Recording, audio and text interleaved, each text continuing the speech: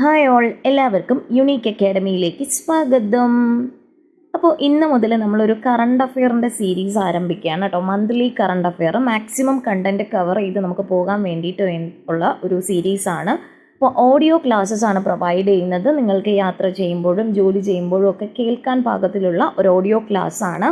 നമ്മൾ current അഫെയറിന് slide prepare ചെയ്യുക എന്ന് പറയുന്നത് കുറച്ച് പണിയുള്ള പരിപാടിയാണ്. അപ്പോൾ നമ്മുടെ ടൈം ലിമിറ്റും കൂടെ കണക്കിലെടുത്തുകൊണ്ട് ഓഡിയോ ക്ലാസ്സസ് ആണ് പ്രൊവൈഡ് ചെയ്യാൻ പറ്റുന്നത്. കേട്ട് പഠിക്കാൻ ഇഷ്ടമുള്ളവർ ഉറപ്പായിട്ടും ഫോളോ ചെയ്യണം. അപ്പോൾ നമുക്ക് നോക്കാം. ഇന്ന് നമ്മൾ നോക്കുന്നത് 2025 ജനുവരിയിലെ പ്രധാനപ്പെട്ട കറണ്ട് അഫെയേഴ്സ് ആണ്.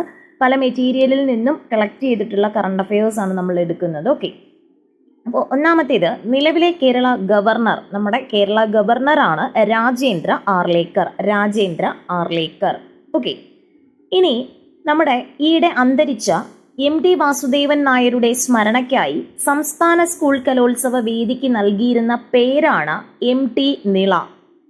ശ്രീ MT വാസുദേവൻ നായരുടെ സ്മരണയ്ക്കായി സംസ്ഥാന സ്കൂൾ കലോത്സവ വേദിക്ക് നൽകിയിരുന്ന പേരാണ് MT നിള. 148ാമത് ജന്മദിനം ആചരിക്കുന്ന നായർ സർവീസ് സൊസൈറ്റിയുടെ സ്ഥാപകനും നവോത്ഥാന നായകനുമായ വ്യക്തി ആരാണ്? മന്നത്ത് പത്മനാഭന്റെ 148ാം ജന്മദിനമാണ് ആചരിച്ചത്. ജനുവരി 2-നാണ് മന്നം ജയന്തി. അപ്പോൾ 148ാമത് ജന്മദിനമാണ് 2025 ജനുവരി 2 ആചരിച്ചതെന്ന് ഓർത്തിരിക്കുക. 2025 ഹരിവരാസനം പുരസ്കാരത്തിന് അർഹനായ ഗാനരചയിതാവ് കൈതപ്രം ദാമോദരൻ നമ്പൂതിരിയാണ്. 2025 ഹരിവരാസനം പുരസ്കാരത്തിന് അർഹനായ ഗാനരചയിതാവാണ് കൈതപ്രം ദാമോദരൻ നമ്പൂതിരി. ഇനി ഗായകൻ P ജയചന്ദ്രൻ അന്തരിച്ചിരുന്നു. അദ്ദേഹം അന്തരിച്ചത് എന്നാണെന്ന് നമ്മൾ നോട്ട് ചെയ്യണം. ഗായകൻ P ജയചന്ദ്രനാണ് കേട്ടോ. ഇനിഷ്യൽ ഓർക്കുക, P ജയചന്ദ്രനാണ്. 2025 ജനുവരി 9-നാണ് P ജയചന്ദ്രൻ അന്തരിച്ചത്. 2025 ജനുവരി 9-നാണ് P ജയചന്ദ്രൻ അന്തരിച്ചത്. ഇപ്പോൾ മികച്ച ഗായകനുള്ള കേരള സംസ്ഥാന ചലച്ചിത്ര പുരസ്കാരങ്ങൾ ഒത്തിരി തവണ ഇദ്ദേഹത്തെ തേടി എത്തിയിട്ടുണ്ട്. ഇപ്പോൾ ജസ്റ്റ് ഇയേഴ്സ് ഒന്ന് ഓർത്തിരിക്കുക.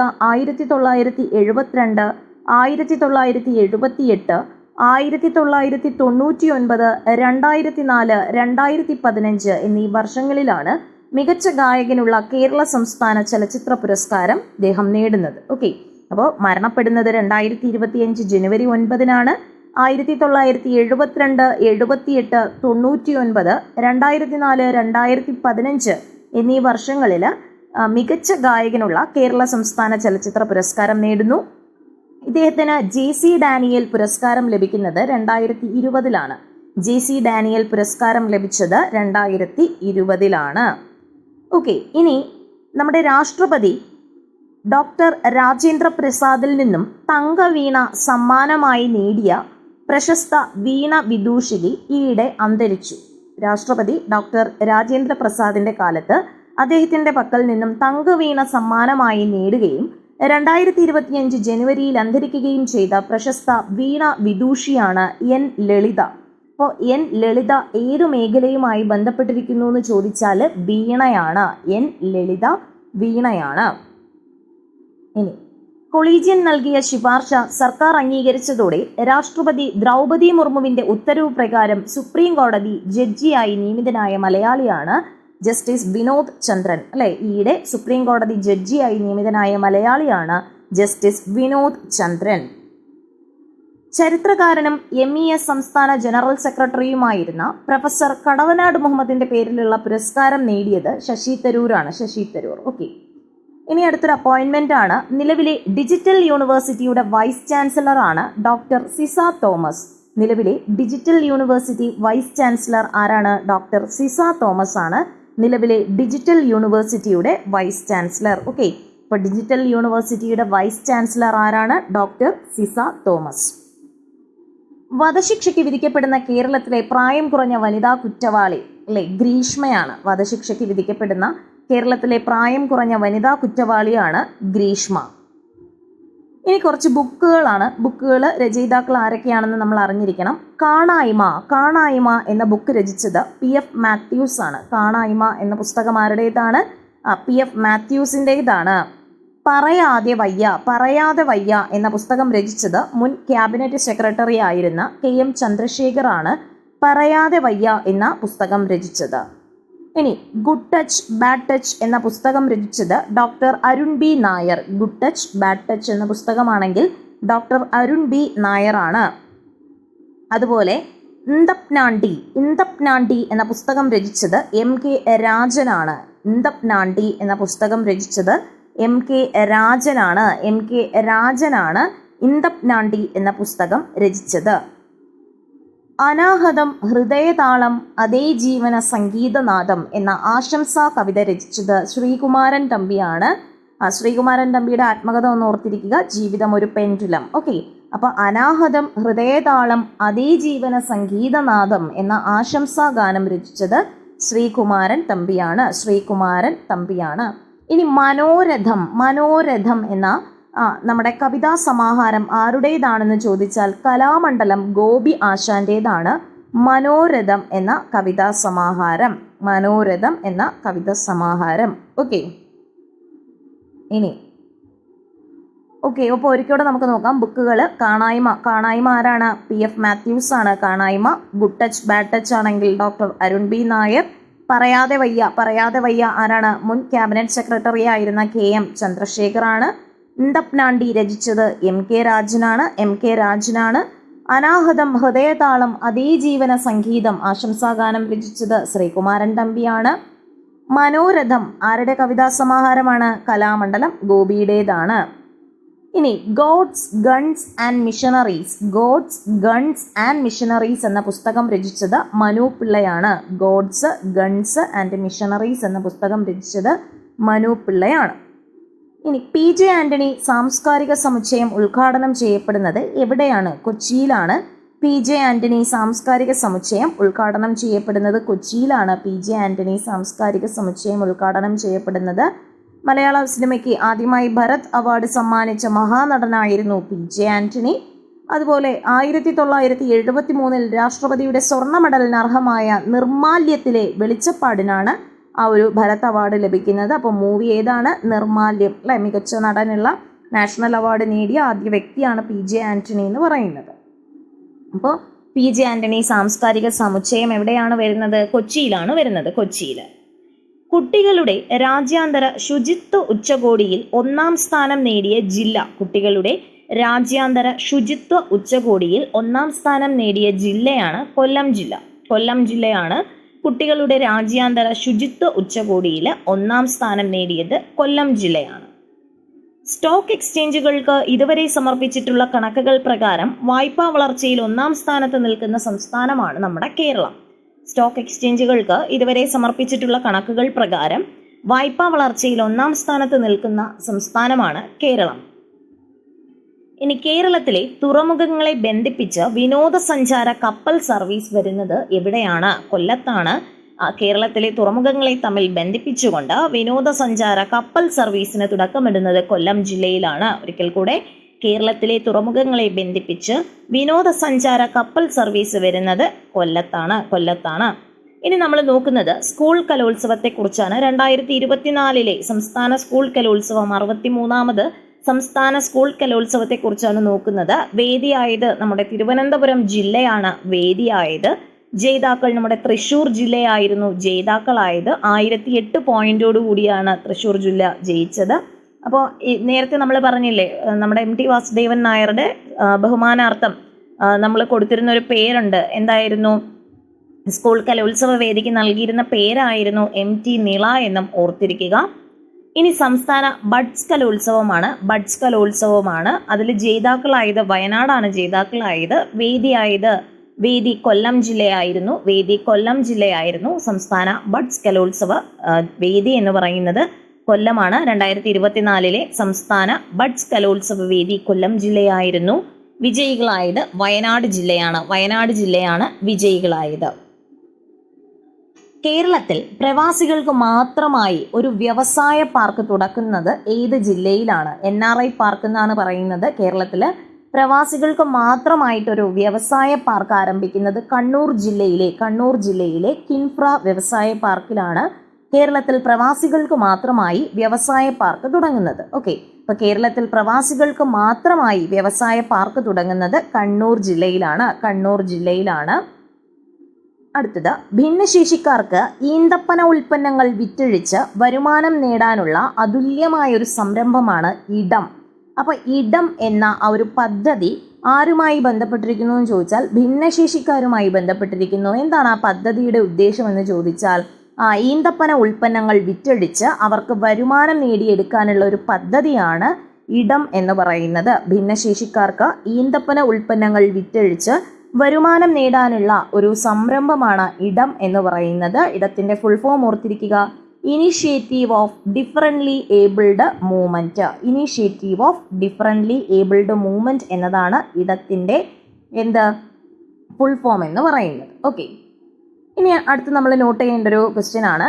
സംസ്ഥാനത്ത് 250 യൂണിറ്റിനുമേൽ പ്രതിമാസ വൈദ്യുതി ഉപയോഗമുള്ള ഗാർഹിക ഉപയോക്താക്കളിൽ 5 ലക്ഷം പേർക്ക് ബാധകമാകുന്ന പുതിയ ബില്ലിംഗ് രീതി അറിയപ്പെടുന്ന പേരാണ് ടോഡ്. ടോഡ് ബില്ലിംഗ് അല്ലെങ്കിൽ ടൈം ഓഫ് ഡേ ബില്ലിംഗ് എന്നതാണ് ടോഡിൻ്റെ ഫുൾ ഫോം. ടോഡ് ബില്ലിംഗ് അല്ലെങ്കിൽ ടൈം ഓഫ് ഡേ ബില്ലിംഗ്. സംസ്ഥാനത്ത് 250 യൂണിറ്റ് ശ്രദ്ധിക്കുക, 250 യൂണിറ്റിനുമേൽ പ്രതിമാസ വൈദ്യുതി ഉപയോഗമുള്ള ഗാർഹിക ഉപയോക്താക്കളിൽ 5 ലക്ഷം പേർക്ക് മാത്രം ബാധകമാകുന്ന പുതിയ ബില്ലിംഗ് രീതിയാണ് ടൈം ഓഫ് ഡേ അല്ലെങ്കിൽ ടോഡ് ബില്ലിംഗ്. അങ്ങനെയാണെങ്കിൽ എന്താണ് ആ ഒരു ബില്ലിംഗ് രീതി എന്ന് അറിയണ്ടേ? ഇവർക്കൊരു ഓഫർ ഉണ്ട്. ഓഫറാണോ പണിയാണോ എന്ന് ആലോചിച്ച് നോക്കുക. രാവിലെ 6 മുതൽ വൈകിട്ട് 6 വരെ സാധാരണ നിരക്കിനേക്കാൾ 10% ചാർജ് കുറവ് കൊടുക്കും കേട്ടോ. അപ്പോൾ രാവിലെ 6 മുതൽ വൈകിട്ട് 6 വരെ സാധാരണ നിരക്ക് എത്രയാണോ അതിനേക്കാളും 10% ചാർജ് കുറച്ചു കൊടുക്കും. എന്നാൽ വൈകിട്ട് 6 മുതൽ രാത്രി 10 വരെ സാധാരണ നിരക്കിനേക്കാൾ 25% അധിക ചാർജ് ഈടാക്കുന്ന ബില്ലിംഗ് രീതിയാണ് ടോഡ് എന്ന് പറയുന്നത്. അപ്പോൾ രാവിലെ 6 മുതൽ വൈകിട്ട് 6 വരെ സാധാരണയുള്ള ചാർജിങ്ങിനേക്കാൾ 10% കുറച്ചു കൊടുക്കുകയും എന്നാൽ വൈകിട്ട് 6 മുതൽ രാത്രി 10 വരെ സാധാരണ നമ്മൾ യൂസ് ചെയ്യുമ്പോൾ അവർ ചുമത്തുന്ന ചാർജിനേക്കാൾ 25% കൂടുതൽ ചുമത്തുകയും ചെയ്യുന്ന പുതിയ ബില്ലിംഗ് രീതിയാണ് ടൈം ഓഫ് ഡേ ബില്ലിംഗ് എന്ന് പറയുന്നത് ടോഡ്. Okay, Todd. ഇനി ചൂരൽമല മുണ്ടക്കൈ പുനരധിവാസ പദ്ധതിക്ക് നിർമ്മാണ ചുമതല ലഭിച്ചത് നമ്മുടെ ഊരാളുങ്കൽ സൊസൈറ്റിക്കാണ്. ചൂരൽമല മുണ്ടക്കൈ പുനരധിവാസ പദ്ധതിക്ക് നിർമ്മാണ ചുമതല ലഭിച്ചത് ഊരാളുങ്കൽ സൊസൈറ്റിക്കാണ്. അതിൻ്റെ കൺസൾട്ടൻസി എന്ന് പറയുന്നത് കിഫ്ബിയാണ്. ടൗൺഷിപ്പിനുള്ള ഭൂമി ഏറ്റെടുക്കുന്നത് 2005 ദുരന്ത നിവാരണ നിയമപ്രകാരമാണ് ഈ ഒരു പദ്ധതിക്ക് വേണ്ടിയിട്ടുള്ള ഭൂമി ഏറ്റെടുക്കുന്നത്. ഓക്കെ, ഇനി പുതുവർഷത്തിൽ ഓൺലൈൻ തട്ടിപ്പ് തടയാനായിട്ട് നമ്മുടെ കേരള പോലീസ് നടപ്പിലാക്കിയ 3 പദ്ധതികൾ. പുതുവർഷത്തിൽ ഓൺലൈൻ തട്ടിപ്പ് തടയാനായി കേരള പോലീസ് മുന്നോട്ട് വെച്ച 3 പദ്ധതികളാണ്. 1 WhatsApp chat bot, 2 account scoring, 3 device white listing. Okay, ഇപ്പോൾ പുതുവർഷത്തിൽ ഓൺലൈൻ തട്ടിപ്പുകളൊക്കെ തടയാൻ വേണ്ടിയിട്ട് നമ്മുടെ കേരള സർക്കാർ മുന്നോട്ട് വെച്ച 3 പദ്ധതികളാണ് WhatsApp chat bot, account scoring, device white listing തുടങ്ങിയവ. ഓക്കെ, ഇനി അടുത്ത് ഒരു പദ്ധതിയാണ് നമ്മൾ നോക്കാനായിട്ട് പോകുന്നത്. കതിരണി പദ്ധതി. എന്താണ് കതിരണി പദ്ധതി? തരിശു നിലങ്ങളെ കാർഷിക യോഗ്യമാക്കാനായി കോഴിക്കോട് ജില്ലാ പഞ്ചായത്ത് ആരംഭിച്ച പദ്ധതിയാണ് കതിരണി പദ്ധതി. ഇത് വിജയിച്ചു കേട്ടോ. അപ്പോൾ തരിശു നിലങ്ങളെ കാർഷിക യോഗ്യമാക്കാനായിട്ട് കോഴിക്കോട് ജില്ലാ പഞ്ചായത്ത് ആരംഭിച്ച പദ്ധതിയാണ് കതിരണി പദ്ധതി. ഇനി അടുത്ത് വീണ്ടും ഒരു പദ്ധതിയാണ് PM കുസും പദ്ധതി. ഓക്കെ, PM കുസും പദ്ധതി. കാർഷിക ജലസേചനത്തിന് സൗരോർജം ഉപയോഗിക്കുന്നതിലൂടെ കർഷകർക്ക് അധിക വരുമാനം ഉറപ്പാക്കുന്ന പദ്ധതിയാണ് PM കുസും പദ്ധതി എന്ന് പറയുന്നത്. കാർഷിക ജലസേചനത്തിന് സൗരോർജം ഉപയോഗിക്കുന്നതിലൂടെ കർഷകർക്ക് അധിക വരുമാനം ഉറപ്പാക്കുന്ന ഒരു പദ്ധതിയാണ് PM കുസും പദ്ധതി എന്ന് പറയുന്നത്. ഇനി അടുത്ത് നമ്മൾ ഒരു പോർട്ടലിനെ പറ്റി, ഒരു ആപ്ലിക്കേഷനെ പറ്റിയാണ് നോക്കുന്നത്. ഏറ്റവും ഇമ്പോർട്ടൻ്റ് ആയിട്ടുള്ള ഒരു ആപ്ലിക്കേഷനാണ് നമ്മുടെ സമ്പൂർണ്ണ പ്ലസ്. അല്ലേ, സമ്പൂർണ്ണ പ്ലസ് എന്താണ്? വിദ്യാർത്ഥികളുടെ ഹാജർ, പഠന നിലവാരം, പഠനാനുബന്ധ പ്രവർത്തനങ്ങളുടെ വിലയിരുത്തൽ തുടങ്ങിയവ കൂടി ഉൾപ്പെടുത്തി പരിഷ്കരിച്ച ആപ്ലിക്കേഷനാണ് സമ്പൂർണ്ണ പ്ലസ് എന്ന് പറയുന്നത്. അപ്പോൾ ഈ സമ്പൂർണ്ണ പ്ലസ്സിൽ നമുക്ക് കുട്ടികൾ സ്കൂളിലെത്തിയോ, അവർക്ക് എത്ര ശതമാനം ഹാജറുണ്ട്, ഇന്ന് വന്നിട്ടുണ്ടോ, അവരുടെ മാർക്ക് എത്രയാണ്, അവരുടെ പഠന നിലവാരം എന്താണ്, അവരുടെ എക്സ്ട്രാ കരിക്കുലർ ആക്ടിവിറ്റീസ് എന്തൊക്കെയാണ്, അവർ ചെയ്തേക്കുന്ന വർക്കുകൾ എന്തൊക്കെയാണ് എന്ന് മാതാപിതാക്കൾക്കും ബന്ധപ്പെട്ടവർക്കും ഈസി ആയിട്ട് ക്യാപ്ചർ ചെയ്യാൻ കഴിയുന്ന ഒരു പോർട്ടലാണ് നമ്മുടെ സമ്പൂർണ്ണ പ്ലസ് എന്ന് പറയുന്ന ഒരു പോർട്ടൽ. അപ്പോൾ ഇത് ഡെവലപ്പ് ചെയ്തേക്കുന്നത് കൈറ്റാണ്, നമ്മുടെ പൊതുവിദ്യാഭ്യാസ വകുപ്പിൻ്റെ കൈറ്റാണ് എന്ത് ചെയ്യുന്നത്, ഈ ഒരു സമ്പൂർണ്ണ പ്ലസ് എന്ന് പറയുന്ന ആപ്ലിക്കേഷൻ ലോഞ്ച് ചെയ്തേക്കുന്നത്. ഇത് പ്രകാശനം ചെയ്തത് നമ്മുടെ വിദ്യാഭ്യാസ മന്ത്രിയായ വി ശിവൻകുട്ടി സാറാണ്. ഓക്കെ, അപ്പോൾ ഈ സമ്പൂർണ്ണ പ്ലസ് എന്ന് പറയുന്ന ഒരു പോർട്ടൽ അല്ലെങ്കിൽ ആപ്ലിക്കേഷൻ ഉദ്ഘാടനം ചെയ്തത് വി ശിവൻകുട്ടി സാറാണ്. ഓക്കെ, ഇനി അടുത്തത് വേനൽ മധുരം പദ്ധതിയാണ്. വേനൽ മധുരം പദ്ധതിയാണ് കുടുംബശ്രീ ഫാം ലൈവ്ലിഹുഡ് പദ്ധതിയുടെ ഭാഗമായി വേനൽ മധുരം പദ്ധതിക്ക് തുടക്കമായത് കോഴിക്കോടാണ്. അപ്പോൾ കോഴിക്കോട് നേരത്തെ ഒരു കതിരണി പദ്ധതി നമ്മൾ പറഞ്ഞിരുന്നു. കതിരണി പദ്ധതി എന്തായിരുന്നു? തരിശു നിലങ്ങളെ കാർഷിക യോഗ്യമാക്കാനായിട്ടുള്ള കോഴിക്കോടിൻ്റെ പദ്ധതിയാണ് കതിരണി. ഇനി അടുത്ത പദ്ധതി ഏതാണ്? വേനൽ മധുരം പദ്ധതി. വേനൽ മധുരം പദ്ധതി കുടുംബശ്രീ ഫാം ലൈവ്ലിഹുഡ് പദ്ധതിയുടെ ഭാഗമായി തുടക്കമായതാണ് നമ്മുടെ വേനൽ മധുരം പദ്ധതി എന്ന് പറയുന്നത്. അത് കോഴിക്കോട് ജില്ലയിലാണ് ആരംഭിച്ചത്. ഇനി അദാനി ഗ്രൂപ്പിന്റെ ലോജിസ്റ്റിക് പാർക്ക് നിലവിൽ വരുന്നത് എവിടെയാണ്? കൊച്ചി, അല്ലെ? അദാനി ഗ്രൂപ്പിന്റെ ലോജിസ്റ്റിക് പാർക്ക് നിലവിൽ വരുന്നത് കൊച്ചി. ഇതിനു മുന്നേ കൊച്ചി നമ്മൾ എവിടെയാ കണ്ടത്? PJ ആന്റണി സാംസ്കാരിക സമുച്ചയം നിലവിൽ വരുന്നത് കൊച്ചിയിലാണ്. അതുപോലെ അദാനി ഗ്രൂപ്പിന്റെ ലോജിസ്റ്റിക് പാർക്ക് നിലവിൽ വരുന്നത് കൊച്ചിയിലാണ്. ഓക്കെ, അദാനി ഗ്രൂപ്പിന്റെ ലോജിസ്റ്റിക് പാർക്കും അതുപോലെ PJ ആന്റണി സാംസ്കാരിക സമുച്ചയവും ഒക്കെ നിലവിൽ വരുന്നത് കൊച്ചിയിലാണ്. ഇനി സമൂഹത്തിൽ വളരെയേറെ വിവേചനം നേരിടുന്ന ട്രാൻസ്ജെൻഡർ വിഭാഗത്തിനെ ചേർത്ത് പിടിക്കുന്ന ദേവിക വാര്യരുടെ പുസ്തകം ഡമരു. അപ്പോൾ അതിൽ 3 ക്വസ്റ്റ്യൻസ് ആണ് വരുന്നത്. ഡമരു എന്ന പുസ്തകത്തിന്റെ രചയിതാവ് ആരാണ്? ദേവിക വാര്യർ. അതിന്റെ പ്രമേയം എന്താണ്? ട്രാൻസ്ജെൻഡർ വിഭാഗത്തിനെ ചേർത്ത് പിടിക്കുക എന്നുള്ളതാണ് അതിന്റെ പ്രമേയം എന്ന് പറയുന്നത്. 3ാമത്തെ ക്വസ്റ്റ്യൻ, സമൂഹത്തിൽ വളരെയേറെ വിവേചനം നേടുന്ന ട്രാൻസ്ജെൻഡർ വിഭാഗത്തിനെ ചേർത്ത് പിടിക്കുക എന്ന ലക്ഷ്യത്തോടെ ദേവിക വാര്യർ പുറത്തിറക്കിയ പുസ്തകം ഏത് എന്ന് ചോദിച്ചാൽ അത് ഡമരു ആണ്. ഡമരു വെരി വെരി ഇമ്പോർട്ടൻ്റ് ആയിട്ടുള്ളൊരു പുസ്തകമാണ് ഡമരു എന്ന് പറയുന്നത്. ദേവിക വാര്യർ ആണ് ഈ ഡമരു എന്ന് പറയുന്ന ബുക്ക് എഴുതിയത്. അതുപോലെ അതിൻ്റെ തീം എന്ന് പറയുന്നത് ട്രാൻസ്ജെൻഡർ വിഭാഗത്തെക്കുറിച്ചാണ്. ഓക്കെ, ഇനി അടുത്ത് നമ്മൾ നോക്കുന്നത് കേരളത്തിൽ ഏറ്റവും കൂടുതൽ ചിത്രശലഭ വൈവിധ്യമുള്ള വനമേഖല ഏതാണ്? കേരളത്തിൽ ഏറ്റവും കൂടുതൽ ചിത്രശലഭ വൈവിധ്യമുള്ള വനമേഖലയാണ് ആറളം. നമ്മുടെ കേരളത്തിൽ ഏറ്റവും കൂടുതൽ ചിത്രശലഭ വൈവിധ്യമുള്ള വനമേഖലയാണ് ആറളം എന്ന് ഓർത്തിരിക്കുക. ആറളം നമ്മുടെ കേരളത്തിൽ ഏറ്റവും കൂടുതൽ ചിത്രശലഭ വൈവിധ്യമുള്ള വനമേഖലയാണ് ആറളം എന്ന് പറയുന്നത്. ആറളം. ഓക്കെ, അപ്പോൾ ഇന്ന് ഇത്രയും മതി കേട്ടോ. നമുക്ക് നോക്കിപ്പോകാം. അപ്പോൾ നമ്മൾ ഇന്ന് നോക്കിയ കാര്യം ഒരിക്കൽ കൂടെ പറയുന്നു, നിങ്ങൾക്കത് കിട്ടുന്നുണ്ടോ എന്ന് ഓർക്കുക. നിലവിലെ കേരള ഗവർണർ ആരാണ്? അല്ലെ, രാജേന്ദ്ര വിശ്വനാഥ് ആർലേക്കർ ആണ്. മുൻപത്തെ ആൾ ആരായിരുന്നു? ആരിഫ് മുഹമ്മദ് ഖാൻ ആയിരുന്നു. ഇനി നമ്മുടെ MT വാസുദേവൻ നായരുടെ സ്മരണയ്ക്കായി സംസ്ഥാന സ്കൂൾ കലോത്സവ വേദിക്ക് നൽകിയിരിക്കുന്ന പേര് MT നിള എന്നതാണ്. MT നിള. ഇനി 2025 ജനുവരി 2 മന്നത്ത് പത്മനാഭന്റെ എത്രാമത് ജന്മദിനമാണ് ആചരിച്ചതെന്ന് ചോദിച്ചാൽ 148 ആണ്. 2025 ഹരിവരാസനം പുരസ്കാരം നേടിയതാരാണ്? കൈതപ്രം ദാമോദരൻ നമ്പൂതിരിയാണ്. ഗായകൻ P ജയചന്ദ്രൻ അന്തരിച്ചത് എന്നാണ്?